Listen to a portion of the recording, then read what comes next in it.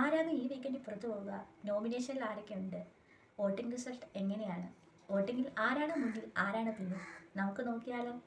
Video ആദ്യമായിട്ട് കാണുന്നവരുണ്ടെങ്കിൽ channel subscribe ചെയ്യണം, ലൈക്ക് ചെയ്യണം, കമൻറ്റ് ചെയ്യണം. കൂടാതെ ആ ബെൽ ബട്ടൺ ഒന്ന് അമർത്തിയേക്കണം. എങ്കിലേ ഞാൻ ഇന്ന് പുതിയ അപ്ഡേഷനുകൾ, പുതിയ വീഡിയോകൾ നോട്ടിഫിക്കേഷനായിട്ട് നിങ്ങൾക്ക് കിട്ടും. അപ്പോൾ പോകാം. നോമിനേഷനിൽ ഉൾപ്പെട്ടിരിക്കുന്നത് നിഷാന, സുരേഷ്, നോറ, ഡയറക്റ്റ് നോമിനേഷൻ ചെയ്ത ജിൻഡോ, റോക്കി, റസ്മിൻ എന്നിവരാണ്.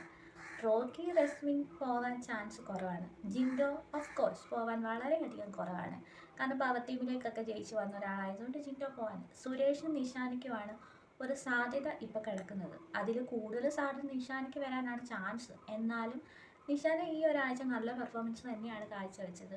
നല്ല ആക്റ്റീവായിട്ട് തന്നെയാണ് നിന്നത്. പിന്നെ അഭിപ്രായം പറയുന്നതിൽ കുറച്ച് പുറകോട്ടാണെന്ന് മാത്രമേ ഉള്ളൂ. ബാക്കി എല്ലാ കാര്യങ്ങളിലും നിഷാന വളരെ പവർഫുള്ളായിട്ട് തന്നെയാണ് നിൽക്കുന്നത്. അപ്പോൾ ഒരു വായിട്ട് അലയ്ക്കുന്നത് മാത്രമല്ല ഈ ഗെയിം എന്നും കൂടി നോക്കുകയാണെങ്കിൽ ഒരിക്കലും നിഷാന പുറത്തു പോകാൻ ചാൻസ് കുറവാണ്. എന്നാൽ അങ്ങനെ അല്ലാതെ നോക്കുകയാണെങ്കിൽ നിഷാന പോകാൻ വളരെ ചാൻസ് കൂടുതലാണ്. അത് തന്നെയല്ല, നിഷാന തന്നെയാണ് വോട്ടിങ്ങിൽ ഏറ്റവും പുറകിലായിട്ട് നിൽക്കുന്നത്. വോട്ടിങ്ങിൽ ഏറ്റവും മുന്നിൽ നിൽക്കുന്നത് സിജോ, ഋഷി എന്നിവരാണ്. അപ്പോൾ ആരായിരിക്കും പുറത്തു പോവുക, ആരായിരിക്കും ഉണ്ടാവുക എന്ന് നമുക്കറിയില്ല. ഇനി ഒരു എവിക്ഷൻ ഉണ്ടാവുമോ അറിയില്ല.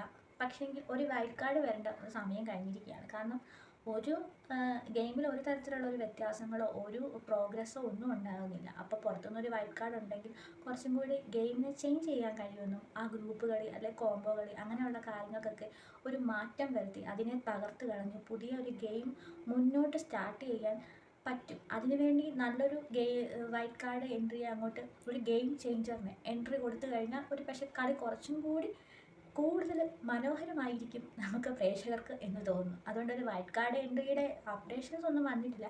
എങ്കിലും അതൊരു സാധ്യതയാണ് എന്ന് മാത്രമാണ് ഞാൻ പറഞ്ഞത്. ഒരു വൈൽഡ് കാർഡ് എൻട്രി ഇപ്പോൾ പോവുകയാണെങ്കിൽ കുറച്ചും കൂടി ബെറ്റർ ആയിരിക്കും. കാരണം ഗെയിമിന് യാതൊരു ചേഞ്ചും ഇല്ല, ഒരേപോലെ തന്നെയാണ് ഗെയിം പൊയ്ക്കൊണ്ടിരിക്കുന്നത്.